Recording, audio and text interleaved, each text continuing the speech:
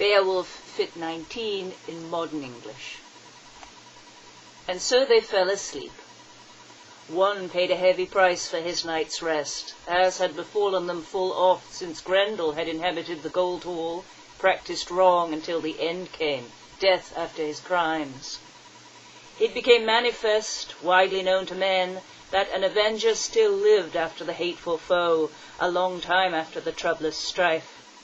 Grendel's mother, monstrous among womankind, brooded over her misery, she who must needs inhabit the dread waters, chilling streams, after Cain slew by the sword his one brother, his father's son. Cain then had gone forth outlawed, branded for murder, to flee the joys of men, lodged in the wilderness. From him were born numbers of fateful spirits, of whom Grendel was one, a hateful outcast foe, who at Heorot had found a watchful mortal waiting for the fray. The monster there had laid hold of him, yet he bore in mind the power of his might, the lavish gift which God had granted him, and trusted himself to the Lord for grace, help, and support. Hence he had overcome the foe, struck down the demon of hell. Then he, the enemy of mankind, had gone off, abased, deprived of joy, to see his house of death. And his mother, ravenous and gloomy, resolved in spite of it to go a sorry journey and avenge the death of her son. So she came to Heorot, where the ring-danes slept about the hall. Then forthwith there came a reverse for the nobles, when Grendel's mother entered within. The fear was less by just so much as woman's strength, a woman's war-terror is as compared with that caused by a man, when the ornamented hammer-forged blade, the blood-stained sword, trusty of edge, cleaves through the boar image on the helmet of the foe.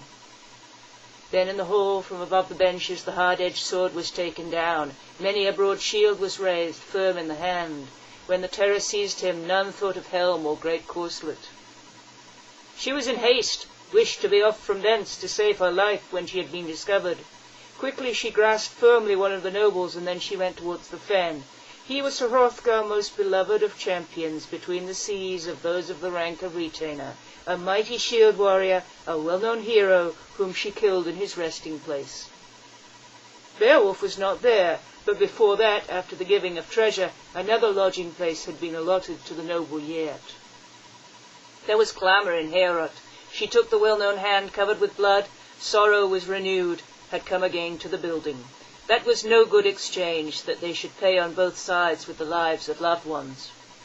Then the aged king, the hoary warrior, was sad at heart, after he knew his dearest counsellor was dead, deprived of life.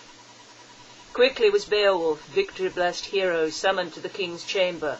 With break of day the princely champion went amongst his nobles, himself with his comrades, where the wise king waited, if haply the Almighty would ever bring about a change for him after the spell of woe.